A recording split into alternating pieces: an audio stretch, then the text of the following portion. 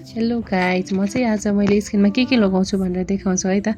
सुरुमा चाहिँ मैले फेस वास गरेँ अनि त्यसपछि यो टोनर लगाएँ अनि टोनर चाहिँ यो मैले मामाअर्थको लिएको। त्यसपछि मैले यो टोनर लगाइसकेपछि चाहिँ म अब सेन्टेलाको सेरम लगाउँछु। यो सेरम चाहिँ मैले फर्स्ट टाइम किनेको थिएँ, अब सकिन लागेको छ। त्यसपछि कसरी किन्ने होला भनेर सोचिरहेको छु।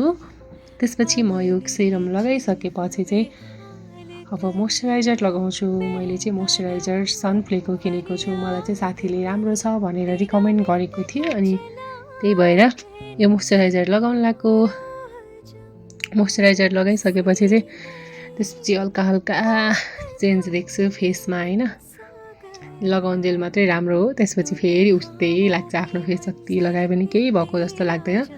अनि त्यसपछि यो लगाइसकेपछि मैले सनप्लेकै सनस्क्रिन लगाउँछु। यो चाहिँ थोरै निकाल्छु भन्दा भन्दै धेरै झरिहाल्यो हैन। फेरि लतर पतर पारेर फेसमा लगाएँ।